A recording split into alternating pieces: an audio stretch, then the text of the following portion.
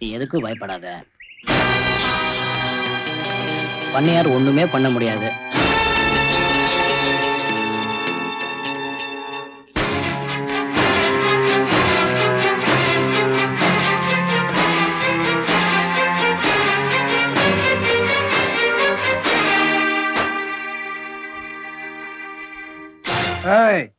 என்ன தைரியம் இருந்தா நான் கட்டிக்க போற பொண்ணுக்கு நீ கல்யாணத்துக்கு ஏற்பாடு பண்ணுவ?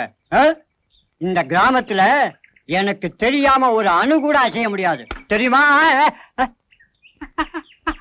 கை கை என்னடா பாத்துக்கிட்டு சும்மா நிக்கிறீங்க? என்ன பண்ண சொல்றீங்க? இவனை அடிச்சு போட்டு அந்த பொண்ணை இழுத்துக்கிட்டு வாங்கடா.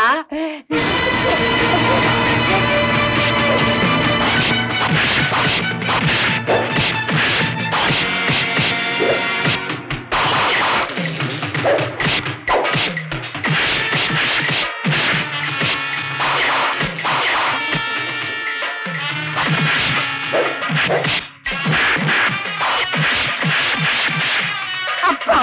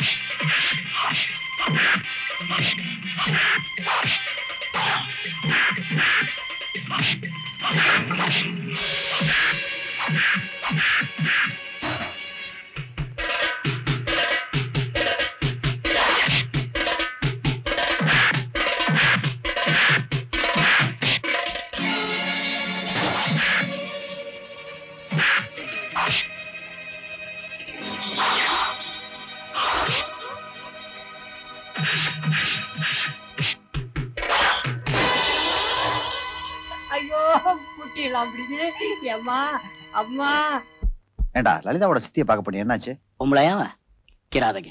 அந்த கிராமத்து பண்ணையாருக்கு லலிதாவை 3ஆம் தாரமா கல்யாணம் பண்ணி கொடுப்பேன்னு சொன்னா நான் விட்டுடுவேனே.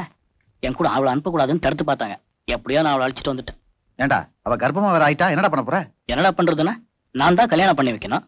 டேய் வரது, உனக்கு கல்யாணம் பண்ணி வைக்கிறதுக்காக எல்லாரும் வந்தாங்க. வந்தவங்களுக்கு எல்லாம் நீ இல்ல கல்யாணம் பண்ணி வச்சிட்டு இருக்க. டேய் மூர்த்தி, நான் ஒரு பொண்ணை கல்யாணம் பண்ணிக்கணுங்கிறதுக்காக இந்த நாடகம் நடத்த ஆரம்பிச்சு வந்த இடத்துல பிரச்சனைக்கு மேல பிரச்சனை உருவாயிட்டு இருக்கு. பணம் எவ்வளவு செலவானாலும் பரவாயில்லடா. ஆனா இந்த மென்டல் டார்ச்சர் என்னால தாங்க முடியல. நான் ஒண்ணு பண்ணிட்டேன்டா. நேரா பரமசிவம் பிள்ளைகிட்ட போய் நான் ஒரு அனாதைங்கிற உண்மையை சொல்லிடுறேன்டா. என்னடா சொல்ற? ஆமாண்டா, இனிமே இந்த நாடகத்தை நடத்த நான் விரும்பல. நான் ஒரு அனாதைங்கிற உண்மையை தெரிஞ்சதுக்கு அப்புறமும் அவர் பொண்ணு கொடுத்தா சரி. இல்ல நான் அவளை சந்திச்ச நாட்கள், அவளோட பழகின நாட்கள், இதெல்லாம் என் மனசுல வச்சுக்கிட்டு வாழ்நாள் முழுக்க பிரம்மச்சாரியே இருந்துடுவேன். சொல்றத கேளு, சொல்றத கேளு. வேணாடா சுந்தரி, நான் உங்களோட கொஞ்சம் பேசணும். அதுக்கு முன்னாடி நான் உங்ககிட்ட பேசணும். இல்ல, நான் முதல்ல பேசிடுறேனே. நான் பேசிடுறேன். லேடிஸ் ஃபர்ஸ்ட், நீங்க பேசுங்க. நாங்க 2 பேரும் கொஞ்சம் தனியா பேசணும். நீங்க பேசணும், நான் போகணும். நான் போயிடுறேன். என்னமோ பேசணும்னு சொன்னியே, என்ன விஷயம்? எனக்கு உங்களை பார்த்தா ரொம்ப பொறாமையா இருக்கு. ஏ? நான் இந்த வீட்டுல காலடி எடுத்து வச்ச நாள்ல இருந்து பாக்குறேன். உங்க சொந்தக்காரங்களோட பிரச்சனை எல்லாம் உங்க தலைமையில போட்டுக்கிட்டு எவ்வளவு அழகா சமாளிக்கிறீங்க.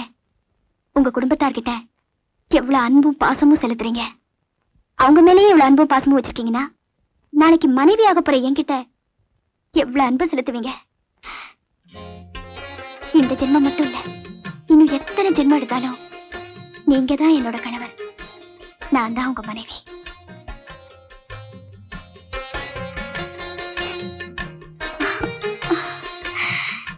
நம்ம கல்யாணத்துக்கு எந்த தடையும் இல்ல. ஏண்டா ஓட்டவாய் உலகநாதா, சுந்தரியும் பரமசிவம் பிள்ளையும் 15 நாளா கிராமத்துல ஆளை காணும். எங்கடா அவங்க? தெரியாது. உலகமகா பொய்யனா இருக்கியே. ஏண்டா கிராமத்துல மாடு கண்ணு போட்டா கூட ஊர் முழுக்க முழுக்க தண்டோரா அடிக்கிற பயணி உனக்கா தெரியாது? சத்தியமே தெரியாது மாரிமுத்து. ஆமா, உன் பொண்ணுக்கு எப்ப கல்யாணம்? அடுத்த வாரம் கண்டிப்பா நீ வந்துரு மாரிமுத்து. பொண்ணு உயிரோட இருந்தா தானடா. மாரிமுத்து, அவங்க எங்க இருக்காங்க சொல்லு. 2 நாளைக்கு முன்னாடி தான் பரமசிவா கடிதாசி எழுதி இருந்தாரு. பட்டணத்துல இருக்காரு.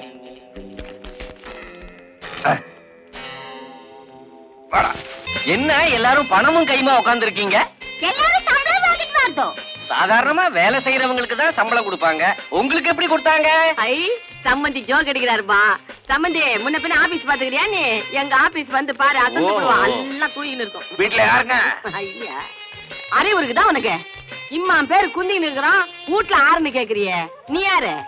அம்மா கரண்ட் பில் கட்டல, பீஸ் பிடிக்கிட்டு போலான்னு வந்திருக்கேன். புடிங்கன்னு போ. யோ வந்து 15 நாள் தானே ஆகுது. இத பாரு, வரதராஜ ஆபீஸ் வந்து பணத்தை கட்டுவான், நீ போ. பாருங்க சார், இந்த ஈவினிங் உள்ள பணத்தை உடனே கட்ட சொல்லுங்க, இல்லைன்னா பீஸ் கொடுக்க வேண்டி வரும்.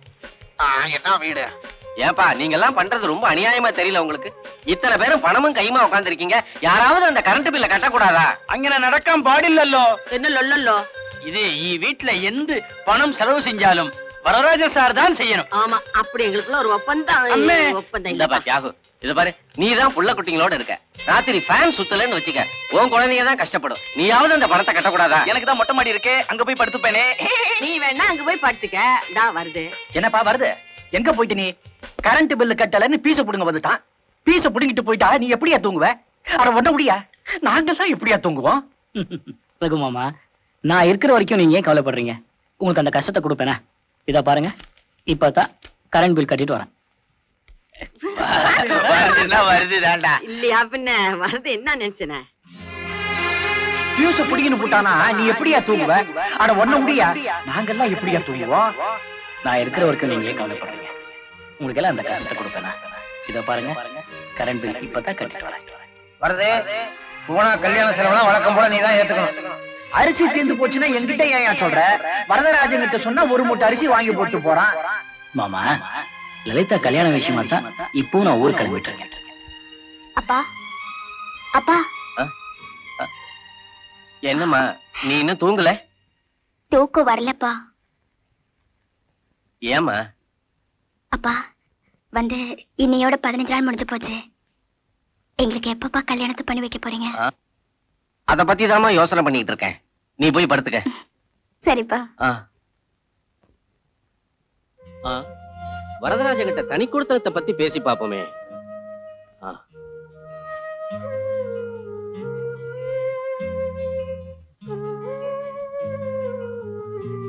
வரதராஜா, வரதராஜா.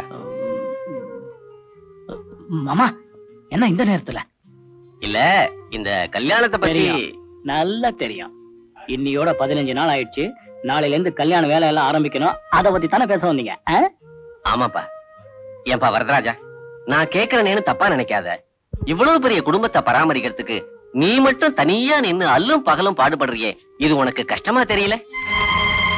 வரதராஜா, உன்னை பரமசிவம் புள்ள டெஸ்ட் பண்றாரு. புத்திசாலித்தனமா பதில் சொல்லணும், மாட்டிக்காத. என்ன கேட்டீங்க? கஷ்டமா தெரியலையான்னு கேட்டேன். கஷ்டமா? என் குடும்பத்துக்காக உழைக்கிறதுல கிடைக்கிற சந்தோஷம் எனக்கு வேற எதுலையுமே கிடைக்காது. அதுக்கு இல்லப்பா, நாளைக்கே கல்யாணம் ஆனதுக்கு அப்புறம் சுந்தரி தனி கொடுத்தனம் போகணும்னு ஆசைப்படுறான்னு வச்சுக்க, நீ என்ன பண்ணுவ? விவாகரத்து பண்ணிடுவேன். தனி கொடுத்தனமா? மூச்சு. அப்படியா? சரிப்பா. ஏதோ ஊட்டி மைசூர் அப்படின்னு ஒரு 2-3 மாசம் போகணும்னு ஆசைப்படுறான்னு வச்சுக்க, அங்க கூட அழைச்சிட்டு போக மாட்டியா?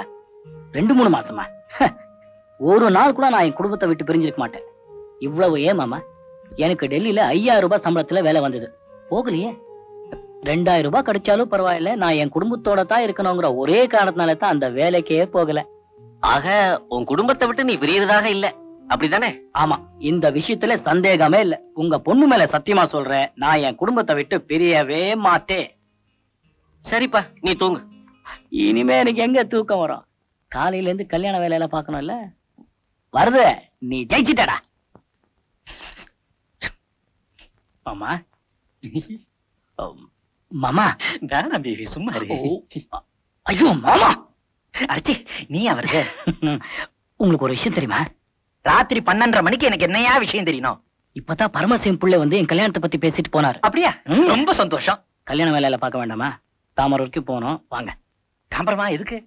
ஐயோ அங்கேதான் சமையல்கார சங்கரா இருக்கா மாமா. ராத்திரி 12:30 மணிக்கு அவனுக்கு என்னையா போய் பாக்குறது? எல்லாம் நாளை காலையில போய் பார்க்கலாம். போய் படியா. அவன் ரொம்ப பிஸியான சமையல்காரன். 4 மணிக்குள்ள போய் பார்த்தா தான் அவனை பிடிக்க முடியும். சொல்றதே கேளியா, நாளை காலையில பார்க்கலாம். படியா, போயா. சரி மாமா, நீங்க எல்லாம் எனக்காக ரொம்ப கஷ்டப்பட்டு இருக்கீங்க. படுங்க. நான் தாம்பரத்துக்கு போய் சமையல்கார சங்கரனையும் அப்படியே மாமல்லத்துக்கு போய் ஜோசியர் ராமூர்த்தியும் கையோட அழைச்சிட்டு வந்துடுறேன். நீங்க படுங்க.